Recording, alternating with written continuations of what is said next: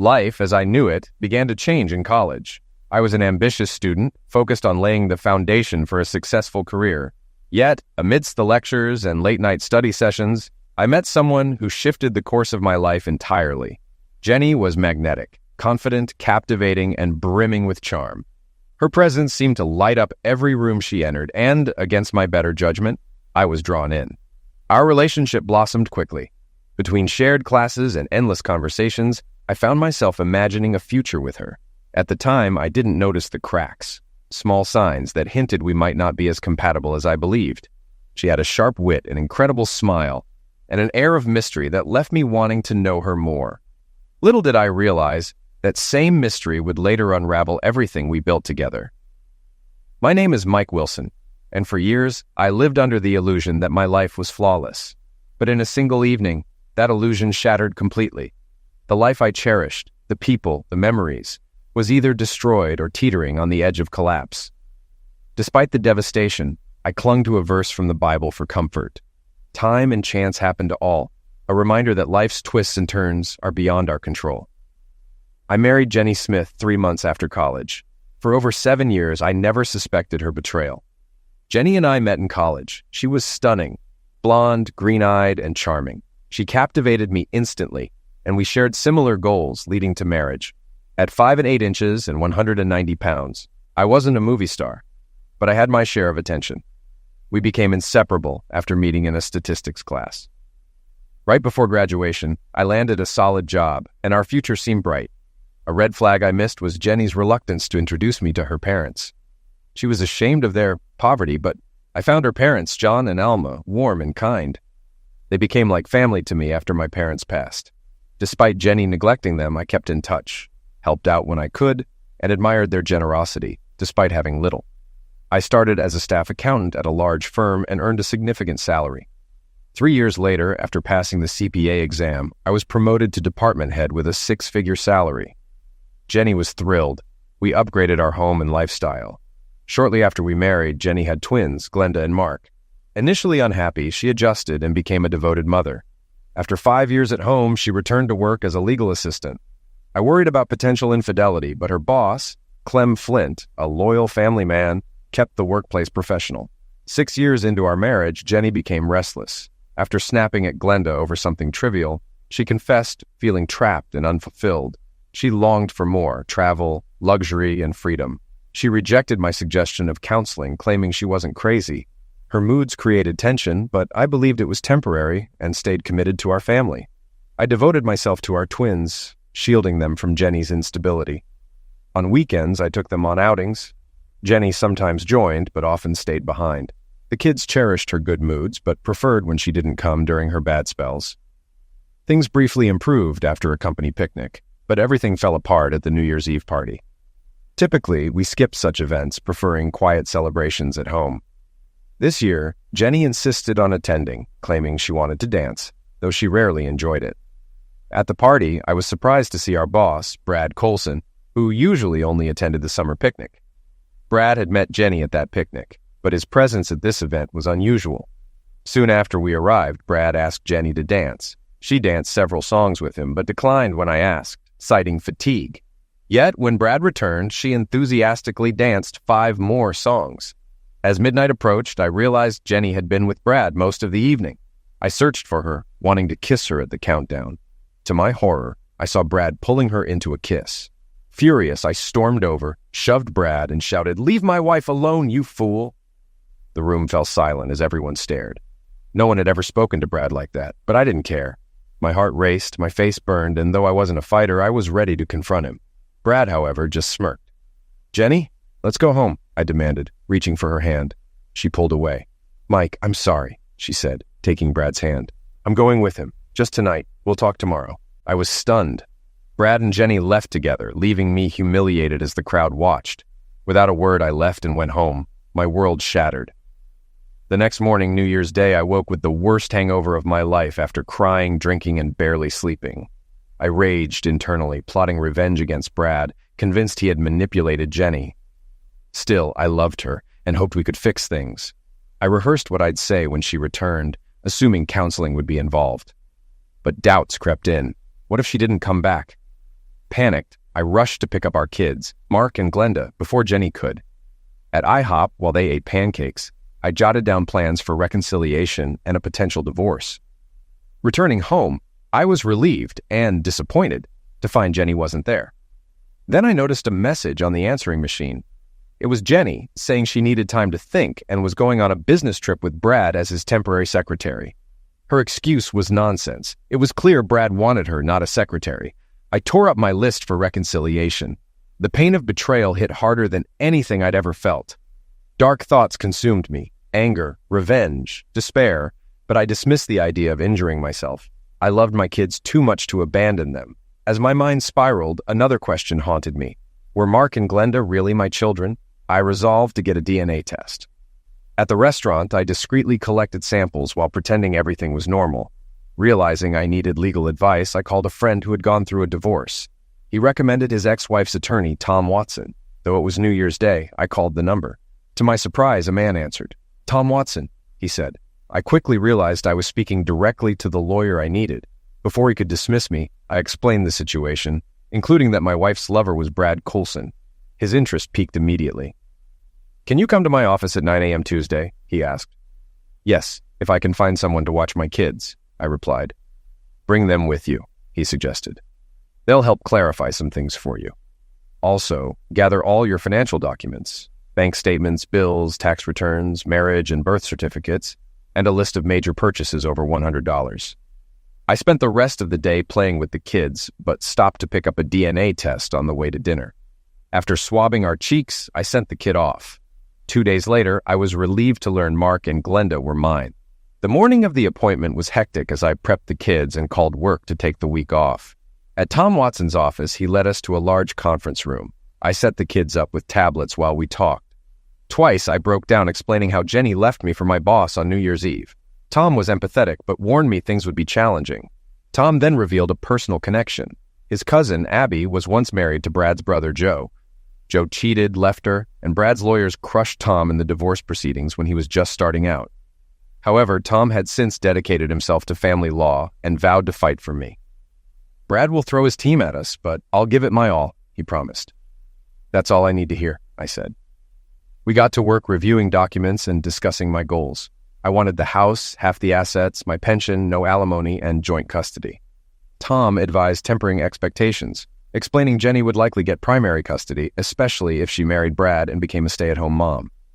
"The best we might achieve is generous visitation rights," he admitted. Frustrated, I replied, "I didn't do anything wrong, but I'm the one losing out." Tom agreed, but noted that if Jenny married Brad, I wouldn't have to pay child support, though alimony would still apply. I bitterly responded, "I'd pay child support just to see my kids." At the end of our meeting, Tom spent time talking to Mark and Glenda. When he returned, he smiled and said, "You must be an amazing dad. Your kids adore you. They love their mother too, but not as much as they love you." His words gave me a sliver of hope in an otherwise dark time. Leaving Tom Watson's office, I felt better about my finances, but I was still anxious about how much time I'd get with my kids. Tom assured me he'd draft the divorce petition and request for temporary custody, planning to serve it to Jenny once she returned from her business trip. 8 days after D-Day, Jenny called and asked if we could talk. I agreed, making arrangements for the kids to be elsewhere. As expected, Jenny wasn't looking to reconcile, and though it hurt, I knew our marriage was over. When she arrived, I made her wait before opening the door. Trying to stay calm, I walked past her without saying a word and grabbed a beer. When Jenny asked about the kids, I kept my cool and replied, "So now you're worried about them?" "I guess I deserve that," she said, almost apologetic. She tried to explain. "Brad and I didn't plan for me to leave that night. The trip came up suddenly, and Brad convinced me it would be best to let you cool off. Afterward, I realized he was my soulmate."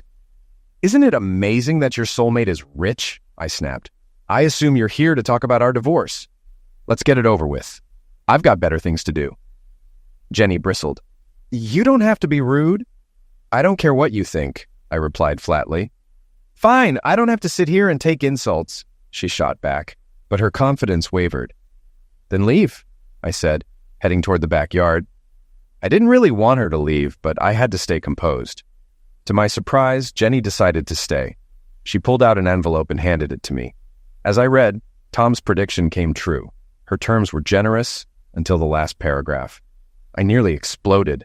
Tell Brad Coulson to shove this proposal up his A. I'll never let him adopt my kids. And offering me $100,000 to agree is despicable. Mike, Brad and I can give the kids a better life, she argued. They'll have better schools, a nicer house, and things you can't provide. Brad's even willing to offer you $250,000 for the adoption. I seethed. Jenny, not only are you a hoe, but you're also an idiot. What part of screw yourself and screw your soulmate don't you get?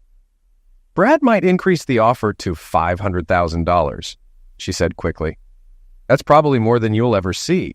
We were struggling on your salary, and Brad's your boss. He could fire you any time. Even if he offered $100 million, I wouldn't take it. I was close to losing control, but I forced myself to stay calm. I've thought about our marriage, and I've realized it wasn't great. You've been a terrible wife and mother for the past year. I'm not taking Brad's crumbs. If he fires me, I'll file with the EEOC. The court has awarded me custody because you abandoned the kids. I didn't abandon them, she snapped.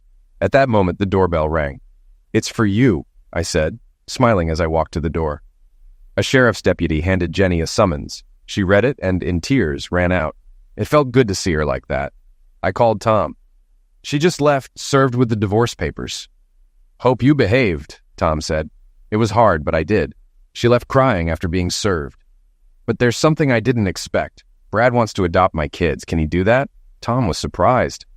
That's new, but unless they prove you're unfit, it's nearly impossible. Just be careful. They may try to twist anything against you. Stick close to people who can vouch for you. We'll be ready. Tom, does it ever get easier? I asked. The pain's still fresh. It gets better, he reassured me. You're not as devastated as you were the night she left.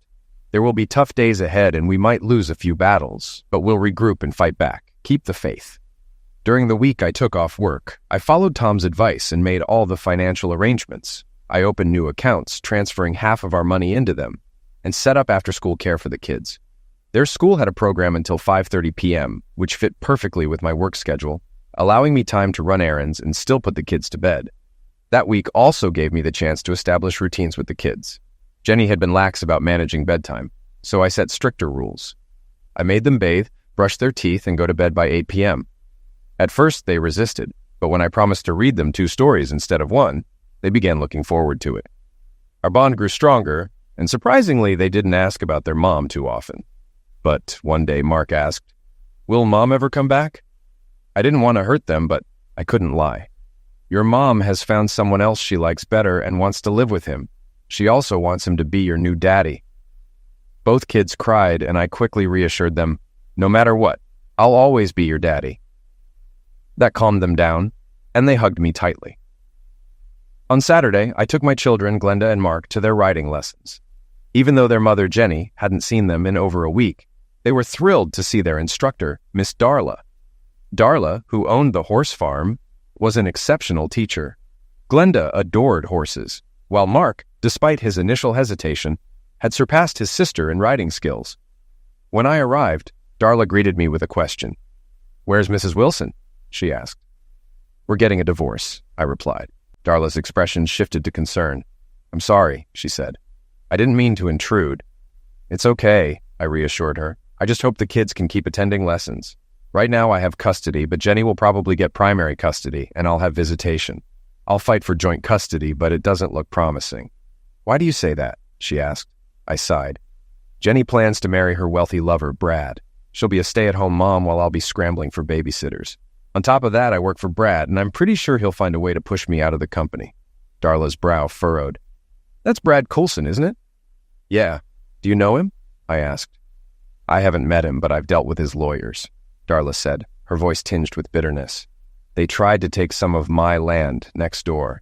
They filed so many motions I couldn't afford to fight anymore. In the end, I gave up the land in exchange for them covering my legal fees. It was a sour experience, and I've been hoping Brad would get his comeuppance." "I feel the same way," I admitted. "Brad's an idiot, but Jenny chose him. Honestly, I'd love to see the day when both of them get what they deserve." Darla gave me a curious look. "What will you do if Brad fires you?" "I've started a side business as a tax preparer and bookkeeper," I explained. "I have a few small clients, but it's not enough to support us yet." Once the divorce is finalized, I'll probably have to sell my house and move into an apartment. It's not an ideal setup for running a business, but I'll make it work. If you can match what I'm paying now, I'd be happy to give you my accounting work, Darla offered. I can't ask that of you, I protested. I am not sure my current accountant is doing a good job, she said with a grin. They've been handling my taxes since my father left me the ranch. They're a big firm, but their service is slow and I pay a lot. If you think you can handle it, I'd rather give you my business. Looking at the kids enjoying their lessons, I turned back to Darla. Okay, I'll take a look at your books. If I can match the price, I'd love to take you on as a client. Darla led me to her office and showed me her current books and last year's tax return. It didn't take long to see that her accounting firm, Minter, Smith, and Zeller, was charging her far too much. I can't charge you what they do, I said with a smirk. I'd charge $750 a month and $2,000 for your tax return. No, I'm willing to pay what I've been paying, Darla protested. I can't do that, I replied firmly. You're overpaying because you're too small for them to care about. I'll only take you on if I can charge a fair rate. Darla seemed relieved. That will help so much. I've struggled to save since inheriting the ranch. The $1,250 I'll save monthly makes a big difference. Oh, and Glenda and Mark's lessons will be free from now on. I can't accept that, I said. You didn't ask, she said with a smile. I'm telling you. Getting Darla's business was a boost, but the divorce was growing uglier.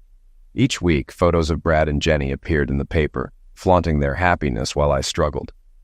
Adding to my misery, I couldn't figure out how to strike back. My life felt like it was falling apart. 2 weeks after D-Day, my day started well when Harvey's Hardware called to hire me for accounting work, but it quickly turned sour. At work, I was fired. It wasn't unexpected given the awkwardness since the New Year's Eve party, but it still stung. Conversations had stopped when I entered rooms, and now Brad was pulling strings to ruin me. Tom began preparing a wrongful termination case with the EEOC, warning me it could take years. Meanwhile, he issued a press release about my firing, which reportedly angered Brad. Later that day, Tom informed me that the judge had granted joint custody. This meant the kids stayed in the house, and Jenny had the option to live there too. Thankfully, she declined and instead picked the kids up daily, leaving me to retrieve them in the evenings. This arrangement was a nightmare. Every night I endured Jenny's displays of affection with Brad, hugs, kisses, and flirty remarks, all while the kids looked increasingly confused. Things felt unbearable, but worse was yet to come. Once Jenny had joint custody, her lawyer filed motions to move the kids' primary residence to Brad's house, accusing me of denying visitation and turning the kids against her. Tom countered, pointing out that Jenny rarely visited and that the kids often asked, "When will you come see us, Mommy?" The judge left the children in my home for now, but didn't address the false claims, which worried Tom. The judge likely has 30 to 40 cases pending, he explained. The judge then ordered a 2-week custody rotation. I thought the arrangement would be inconvenient for Jenny, given the 35-minute commute from Brad's house to the kids' school. I underestimated their cunning. From the moment Jenny left with Brad, I realized I'd never truly known her. She likely didn't know herself either, but it was hard to let go of someone I still loved. When Jenny picked up Glenda and Mark for the first time, her words shocked me. Jenny looked nervous but determined. After the kids were out of earshot, she turned to me. "Please don't complicate the divorce. I still care about you, and I don't want Brad to destroy you. If you let him adopt the kids, I'll give you full visitation rights, but I won't let you ruin my relationship with him." I shook my head. "I thought you were just a cheater, but you're worse. You're manipulative. Full visitation rights? Yeah, right. Screw you." I started to walk away, but she called after me. "You've been warned." I called Tom right away and told him what Jenny had said. "I told you to expect the worst from Brad. Have you set up cameras yet?" he asked. "Outside cameras are going up tomorrow, but I've already installed one in the kids' room, my bedroom, the hallway, the kitchen, and the family room. The rest will be done soon." "Good," Tom replied. "Brad's lawyers will probably accuse you of things. The cameras will protect you." The time the kids spent with Jenny was tough. Brad's social life was always in the spotlight.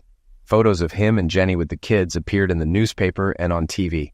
They always looked so happy, and it crushed me. I couldn't compete with Brad's wealth, and it felt like he was slowly taking my kids from me. Then one morning, I got a call from the school. Mark and Glenda were absent. I called Jenny. "Are they sick?" "No," she answered smugly. "I transferred them to Chesterton Primary. It's closer to my house and a better school." "You can't do that," I said, furious.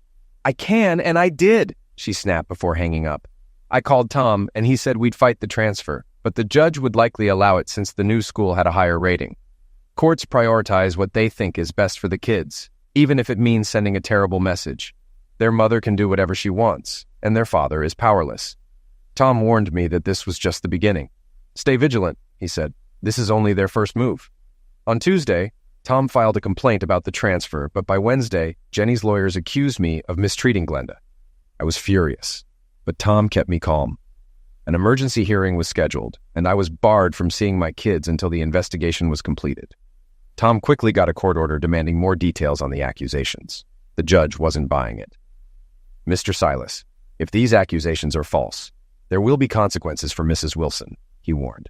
The next day, Jenny's lawyer sent over the accusations, but still no specifics. Tom reassured me that we had enough evidence to clear my name. At the emergency hearing, the judge turned to Jenny's lawyer. "What evidence do you have?" "The children told their mother," the lawyer replied. "Mr. Watson, what does your client say?" the judge asked. Tom responded, "We maintain that the accusation is a lie. We have video evidence that disproves it, filmed with security cameras Mr. Wilson installed due to concerns like this." Mr. Silas objected, claiming the footage could be doctored. The judge sighed. "Mr. Silas, the video is securely stored with Able Security and the cloud. Only 2 people have access to it. I trust the system." When the videos concluded, the judge confirmed nothing inappropriate had occurred. Looking displeased, he spoke sternly after a 20-minute meeting with the kids. "This will be considered a misunderstanding," the judge declared. "But, Mrs. Wilson, don't let it happen again." Mr. Silas stood. "Your Honor, can you also rule on the school transfer?" The judge agreed. "Chesterton Elementary is the better school, and the children have said they like it." I dodged 1 bullet, but lost a critical battle. After the hearing, Tom didn't sugarcoat it. "Mike, this ruling strengthens Jenny's case for primary custody. But on the positive side, you avoided jail and still have visitation rights." "Great," I replied bitterly. "Jenny will find ways to sabotage my visits, and we'll be back here complaining, while she and Brad continue to make my life hell. Isn't there anything I can do?" Tom shook his head. "Unless you move to the Chesterton district and get married, the odds are against you." That weekend, I took the kids to their writing lessons, but I was too consumed by despair to enjoy the time. My life felt like a mess. My wife had left me, I'd lost my job, and now I was losing my kids. Meanwhile, Jenny's life seemed perfect. "Hey, Mike," Darla said, sitting beside me. "You look miserable. What's wrong?" I explained the custody battle and how I'd need to move to Chesterton and get married to have a chance. "I can't afford to move, and I have no prospects for marriage," I said bitterly. "No offense, but your wife is a Class A witch," Darla said bluntly. "She's treated me like garbage since the kids started lessons. I wanted to tell her to leave, but I couldn't disappoint Glenda." I chuckled sadly. No offense taken.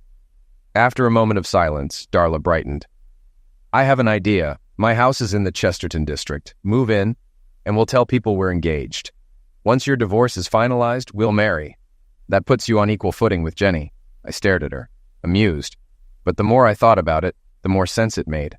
I asked Darla to join me at my next meeting with Tom to explain the plan. Tom dismissed the initial idea. "A sham marriage won't work. The courts will see through it and could award Jenny sole custody," Darla countered. "What if we really get married? Announce our engagement now, marry after his divorce, and he can move into my house. I have extra rooms, and he can even run his accounting business from the den. We'll draft agreements to keep everything fair." Tom paused, weighing the suggestion. "It's not illegal if done properly. You'd need a legitimate ceremony and clear agreements. I'd recommend a prenuptial agreement and a commitment to stay married for at least 18 months to avoid suspicion." Darla agreed immediately. "Whatever it takes." I hesitated. "Darla, this is a lot for you." "It's worth it to mess with Brad," she said with a grin. 8 weeks after D-Day, we signed all the legal documents. The agreement was clear. We'd remain married for at least 18 months, keep our pre-marriage assets, and split any earnings fairly.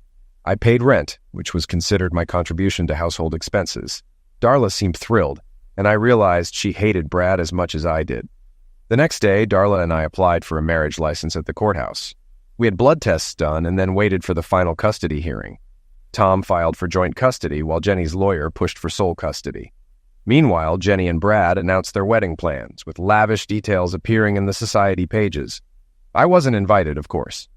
At the hearing, my nerves were on edge, though I felt somewhat equal to Jenny and Brad.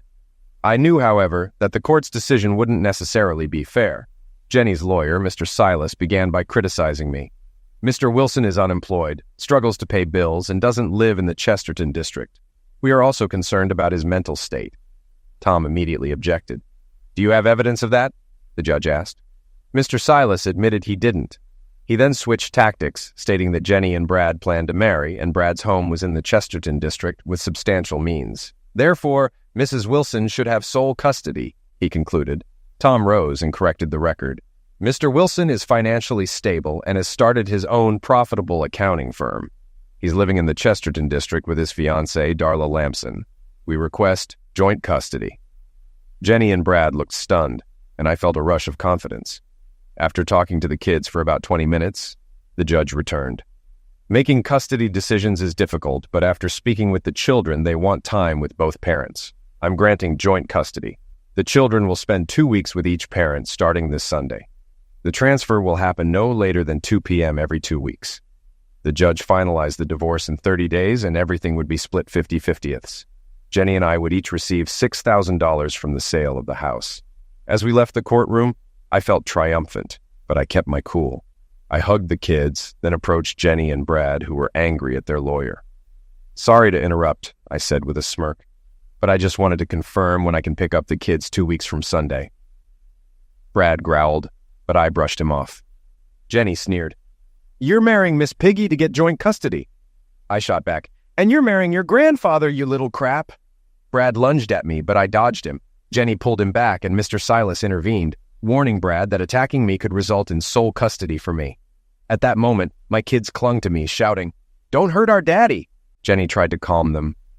It's okay, kids. Daddy and Mr. Coulson were just playing. Let's go get ice cream. Before they left, I turned to Jenny. I'll be there at 2 p.m. 2 weeks from Sunday. She gave me a look, but I didn't respond further. At the scheduled time, I picked up the kids, and we went to a movie and dinner with Darla. Brad's lawyers couldn't cancel anything, and the kids were thrilled to be with me at Darla's ranch. They loved riding horses and cooking with Darla, things Jenny could never manage when we were married, even boiling water. A month after the judge's ruling, Darla and I got married at the courthouse with the kids there. Darla's best friend stood in for her, and Tom stood in for me. After the ceremony, I kissed Darla, and she looked overjoyed. A week later, Jenny and Brad's wedding was all over the society pages, but it was the smiles on my kids' faces that really struck me. It wasn't fair, but as weeks passed, Tom's prediction that the pain would fade didn't come true. Even when the pain wasn't as sharp, my nights were filled with loneliness. For months, I plotted revenge, but nothing seemed worth the risk. Brad was a millionaire, and Jenny was untouchable. In my darkest moments, I considered turning the kids against their mother, but I loved them too much. It was hard to watch them so happy with the new setup, especially when they raved about Brad's house. Pool, hot tub, game room, tennis court, and mini-movie studio. About 3 months after the divorce, Jenny started manipulating the kids. She subtly implied that I wasn't a good father because I didn't spend as much on them as Brad did. When they told me, I was both hurt and angry. Darla insisted we talk to the kids about it.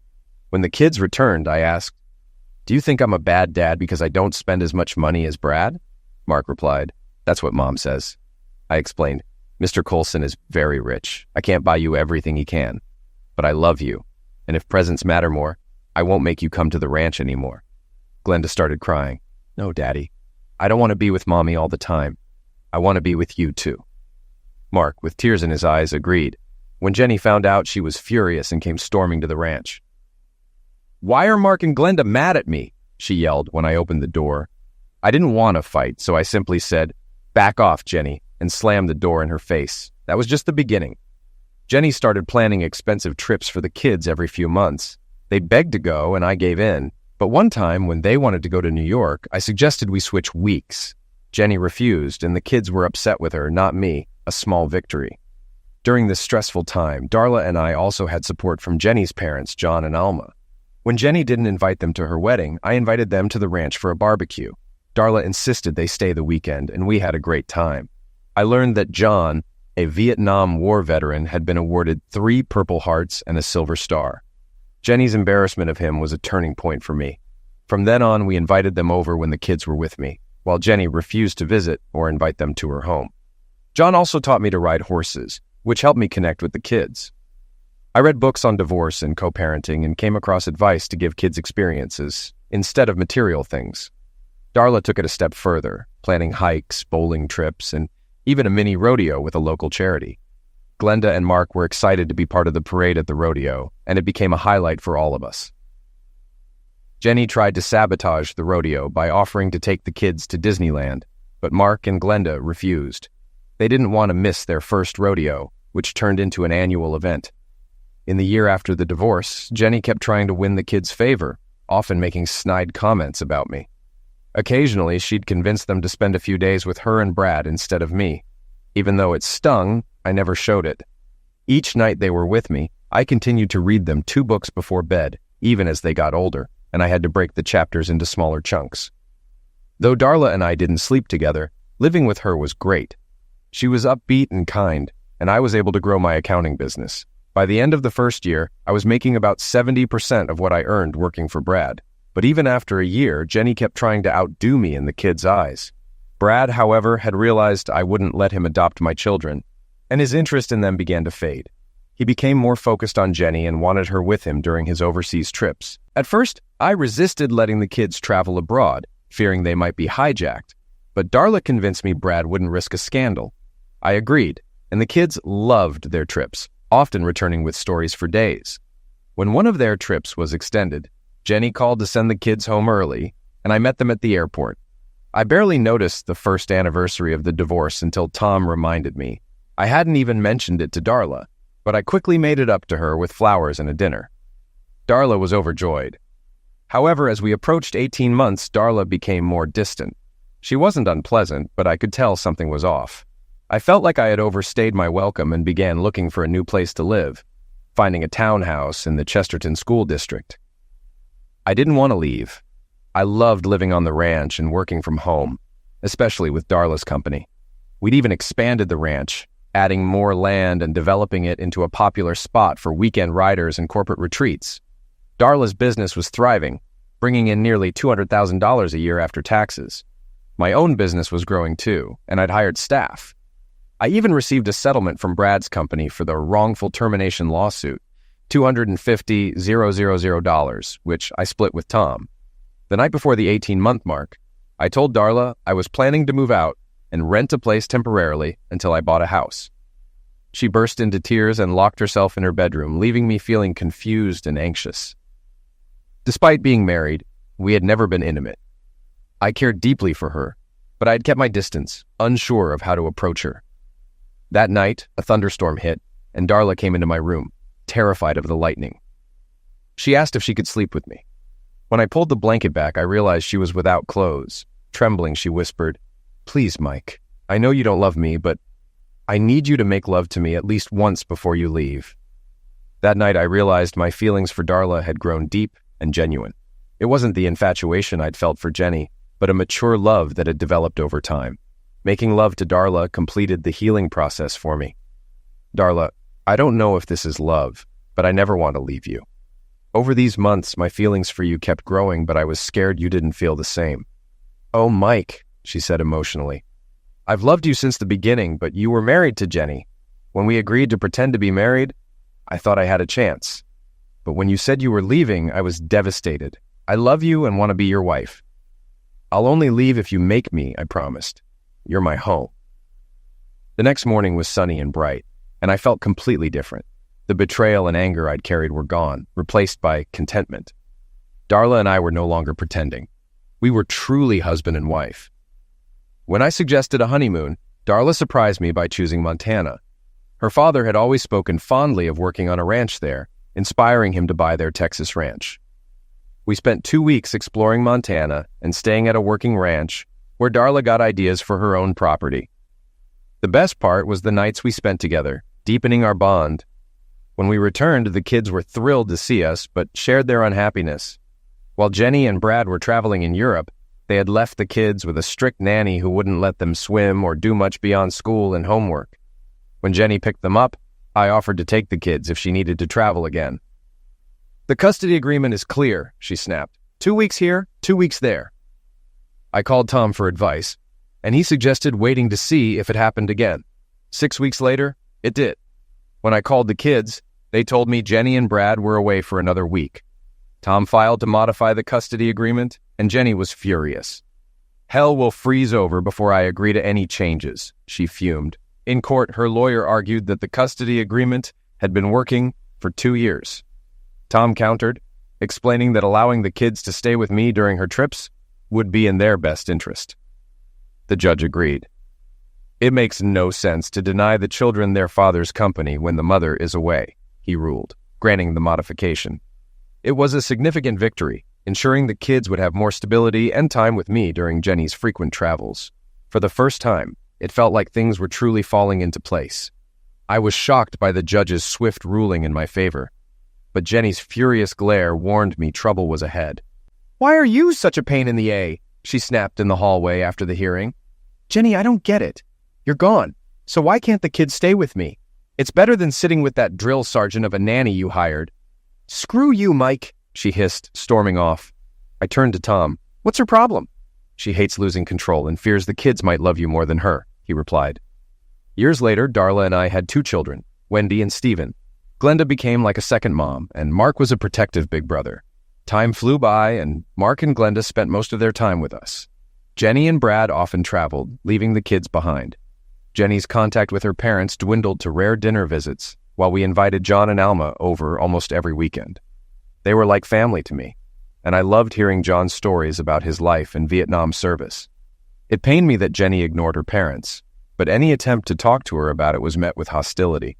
I occasionally followed Jenny and Brad in the social pages, and the kids enjoyed seeing their mom in the news. I had once expected their marriage to fail, but it didn't.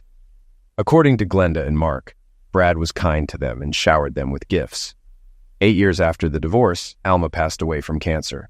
She spent her final days at our ranch, and we buried her in the family cemetery. John asked to be buried beside her when his time came, and we agreed. Jenny only visited once after her mother's end of life when John called to inform her. She and Brad showed up at the funeral where tensions simmered. Brad's aging appearance surprised me. Graying hair and a slight belly hinted at a slower lifestyle. Jenny shared an awkward moment with her father before embracing him, and Brad politely shook John's hand. When it came time to sit, there wasn't enough space in the front row, so Brad and I sat in the second pew. He grumbled about it, but Darla silenced him. Minutes later, Brad left the service in a huff. Afterward, John invited Jenny and Brad to the ranch for the burial and meal, but they declined, claiming they had a plane to catch. Later, I asked Darla what had happened during the service. She chuckled. "Brad was mad you were in the front row with Jenny. I told him the world doesn't revolve around him. I think I had offended him." 2 weeks later, Brad retaliated by attempting another land grab. His lawyers discovered a clerical error regarding 10 acres of Darla's ranch that had once been a separate parcel and lacked a tax assessment. Brad paid the taxes owed and demanded ownership through legal channels. It was clear Brad wasn't done stirring trouble. Darla was upset about Brad's demand for the 10 acres, even though the land was mostly swampy and rocky. She asked if she should just sign it over. "Absolutely not," I said firmly. "Brad's being a bully because you stood up to him. His claim is baseless." As expected, the court sided with Darla, ruling the county was responsible for the tax error and should have first notified her. The court also limited the back taxes to 5 years. Afterward, I didn't see Brad much, and Jenny became increasingly absent from her kids' lives due to Brad's growing travel schedule. Over time, Glenda and Mark spent about 9 months a year with us and started to dislike being at their mother's house. The turning point came when news broke that Brad had filed for divorce from Jenny after catching her cheating with billionaire Thad DeMont. Thad was younger and wealthier than Brad, which explained Jenny's actions. Darla and I found the situation ironic. After Jenny married Thad, she moved out of the Chesterton School District, and Glenda and Mark lived with us full-time. Shortly after Alma passed away, I convinced John to sell his house and move in with us. Darla hired him to renovate the ranch, and together we expanded the house to include a dining area for ranch workers and a larger office for my business. Brad, ever petty, tried to block our building permit but failed. John oversaw the construction, completing most of the work himself. About a year after Jenny's marriage to Thad, she filed for divorce again. Rumors swirled that Thad had cheated on her with an 18-year-old, and later I learned the truth. Thad had married Jenny just to spite Brad. Karma, it seemed, had caught up with her. Life moved on, filled with gratitude for Darla, our family, the ranch, and my thriving business. The pain and anger from the past had faded, replaced by peace. Jenny was now just a distant memory, a closed chapter. The years brought challenges. Mark survived a serious car accident, breaking his leg and wrist. John had a mild stroke but recovered well with therapy. Darla, ever strong, seemed immune to illness, saying she didn't have time to be sick with 4 kids, the ranch, and me to manage. I wasn't as lucky. Persistent fatigue and headaches led to a diagnosis of a clogged artery. Darla dragged me to the doctor just in time, and I underwent a life-saving triple bypass surgery. Even from the hospital bed, I felt better. One evening, after dinner, Darla surprised me with a question. "Have you ever thought about getting back with Jenny?" I turned to her, shocked. "Why would you ask that? You're my wife, and this is the life I want." Relieved, she rested her head on my shoulder. That was the last time the topic ever came up. One day, I ran into Brad at a hospital while waiting for a routine checkup. I noticed an elderly man sitting across from me who looked frail and worn down. When he looked up, I realized it was Brad. "Brad, what a surprise," I said, extending my hand. He shook it weakly.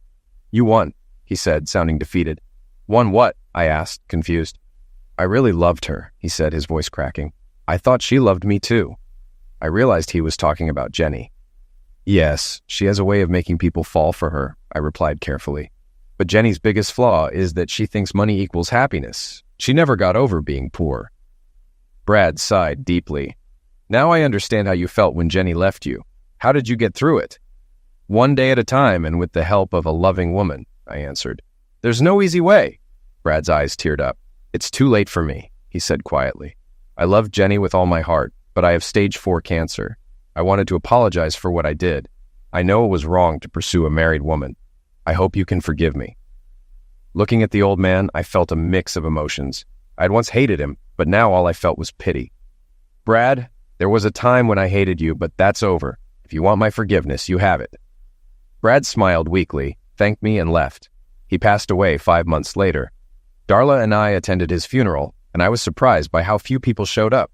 Jenny was there, visibly upset. Not only about Brad's end of life, but also with me. "You had to come and gloat, didn't you?" she snapped. "You wanted everyone to know you won." I was furious. "You left him for a man with more money, and now you're crying over his end of life?" "Brad apologized to me months ago, and I forgave him. Have you ever apologized to him?" I didn't wait for her response. I grabbed Darla's hand and walked out. The drive home was quiet until Darla broke the silence. "Who pooped in your crispy crumbs this morning?" she asked, making me laugh. Darla always knew how to make me smile. When Brad's will was read, I was surprised. He left most of his fortune to charity and his alma mater, but also $2 million to Jenny. With money from 2 wealthy husbands and this inheritance, Jenny was doing just fine. She bought an apartment near the ranch and tried reconnecting with the kids, but they didn't want to go there. The place was more suited to single people, and there wasn't much for the kids to do. I encouraged the kids to make an effort, but it didn't last. Eventually, Jenny gave up and started dating a string of boyfriends. The kids seemed relieved not to spend time at her house, and if they were happy, so was I. I was proud of our kids. Mark graduated from Georgia Tech with a degree in engineering and works in Austin. He married Cindy Stubbins, a fellow engineer, and they have 2 daughters. Glenda became a veterinarian after attending Texas A&M. She worked with Dr. Sam Turner before opening her own practice, which she later merged with Todd Amberson, a younger vet. They married and now have 3 kids. Darla and I love having our grandkids around. They spend more time at the ranch than at home, and Jenny's dad often spends more time with them than anyone else. Alma, my daughter, graduated from the University of Texas with a teaching degree and now teaches 3rd grade. She married Jerry, a chemistry teacher, and they're expecting their first child soon. I couldn't be happier. I adore being a grandparent. Grandkids are great, you get to spoil them, and when they get fussy, you can just hand them back. Mark married Sally, a woman he met while on vacation in England. She's small, only 5 feet tall, with long dark hair and violet eyes. I joke that she's like a mini Elizabeth Taylor. They have 3 kids, and Sally's pregnant with a 4th. It's amazing how she manages to carry them, given her size. Time flew by, and Darla and I recently celebrated our 30th anniversary. Over the years, I've hardly seen Jenny. The kids occasionally talk to her, but they don't visit much. From what they tell me, she's not the same. She's no longer the hot woman she once was and hasn't had a boyfriend in years. Jenny still calls her dad every couple of months, but at almost 90, he's slowing down. When I asked him why his conversations with her were so short, he admitted he didn't know what to say. It made me feel sad for him. One Christmas, I went to the mall for last-minute shopping. I'm terrible at picking gifts, so I just buy gift cards to avoid mistakes. After I finished, I went to the food court to grab a Chick-fil-A sandwich and spotted Jenny sitting alone. She was watching people pass by, especially families. She had gained a little weight and had some wrinkles, but the loneliness in her eyes was what stood out. I decided to sit with her. "Mind if I join you?" I asked, setting my food down. "What do you want?" she snapped. Taken aback by her hostility, I stood up. "I don't need anything. Just wanted to say hi. I'll find another table." Jenny softened. "No, I'm sorry. The holidays bring out the worst in me. Please sit." I sat down, feeling a mix of emotions. After a long pause, she spoke. "Christmas shopping?" I asked. "No," she replied. "I haven't done that since Brad and I divorced. Now I just send checks, and the kids appreciate it, especially for the grandkids' college funds." "Sounds like they're grateful," I said. She nodded, watching a couple with a stroller. "They send thank you notes." "So what brings you here? I thought you didn't care much for shopping." "I just wanted to be around people," she said. "Everyone in my house is away for the holidays." I felt a pang of sympathy, but quickly dismissed it. "What about Christmas? You're not going to sit alone in your apartment?" "Of course not," she said bitterly. "I have reservations at Chez Francesca and a movie with Tom Hanks." "No, you're coming to the ranch," I insisted. "The kids, grandkids, and your dad will be there. You'll have a good time." "I can't," she said. "I'd be an inconvenience." "Nonsense," I replied. "It's settled. If you want to see the kids open presents, be there by 7 a.m. dinners at 3, but come when you like." Jenny looked conflicted, but I stood firm. "You're coming." Darla wasn't thrilled when I told her. "Why invite her?" she asked, clearly uncomfortable. I hugged her. "Is my wife jealous?" "Stop it, Mike. This is serious. She'll make everyone feel awkward." Jenny said the same thing, I said, but I couldn't let her spend Christmas alone. She's their mother, Darla. It's Christmas. John overheard and smiled. "I'm glad you invited her. She's still their mother." On Christmas Day, Jenny didn't show up, not for the presents or dinner. By then, I'd figured she wasn't coming, and I noticed John was downcast, sitting quietly. I sent my youngest granddaughter, Christy, to play with him, knowing it would cheer him up. Soon he was on the floor playing Candyland with her. Around 5:30, I was surprised when the doorbell rang. To my surprise, it was Jenny, dressed as if she were going out to dinner. "Hi," I said, a little surprised. "I was starting to give up on you." "I still think it might be a mistake," Jenny said, uncertain. "No, not at all," I reassured her. "You missed dinner, but we'll have dessert soon. I can heat up leftovers if you want something to eat." "No, dessert sounds great," Jenny replied as I welcomed her inside. I called out, "Hey, everyone, look who's here. Jenny's here for dessert." The grandkids immediately rushed over, eager to include her in their game. Mark and Glenda gave her hugs and wished her a Merry Christmas. And to my surprise, even Darla hugged her. The evening went smoothly from there. Jenny was a bit nervous at first, but as she realized everyone was comfortable, she began to relax. It was nice to see Jenny and her father talking and laughing together. Despite her calmness, it was clear she was still unsure about being in Darla and my house. As for me, I couldn't help but observe Jenny. She was still attractive, but I was surprised I didn't feel anything for her beyond her being the mother of my kids. After the grandkids settled down, the adults decided to use the hot tub, though none of us were interested in getting in at 34 degrees. John gave it a try, but quickly returned, saying you'd have to be crazy to sit in a hot tub in that cold. We all gathered around the fireplace, drinks in hand, with the Christmas tree lights twinkling. For a while, we sat in silence watching the fire. I noticed tears rolling down Jenny's face. "Are you okay?" I asked, surprised by the tears. "I'll be fine," Jenny replied softly, wiping her eyes. We didn't comment on it and let the silence continue. A few minutes later, Jenny spoke up. "I almost didn't come. I was afraid I'd just confirm what I already knew. I've made a mess of my life." "You're being too hard on yourself," Darla said, reassuring her.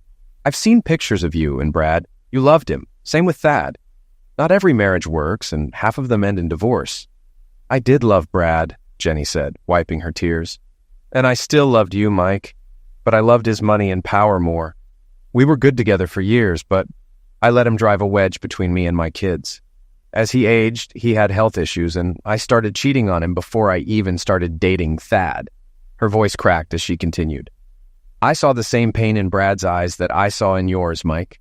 I suspected Thad was cheating from the start, and when I caught him, he just laughed and told me he only married me to spite Brad. That's when I realized how you and Brad must have felt. I paused before responding. After I was done with Thad, I swore off marriage. I just wanted to enjoy life. So I had a series of meaningless affairs. That was as close as Jenny came to an apology. She drained her glass, stood up, and said, I need to go. John and I tried to convince her to stay, but she refused. We walked her to the car where her father hugged her tightly and told her he loved her. Jenny's tears flowed again, but she wiped them away. Before getting into the car, she gave me a big hug and said, Thank you. Then Jenny left. I don't know what the future holds for us. It seems Jenny regrets many of her choices, but whether she'll reunite with her family is up to her. The house feels quiet now, with only the occasional crackle from the fire. I couldn't help but feel sorry for Jenny, seeing the sadness in her. As for me, I regretted the time I'd wasted trying to get back at Jenny and Brad. Watching the fire, I remembered a Bible verse. Time and chance happen to all. In the end, time proved to be the greatest form of retribution.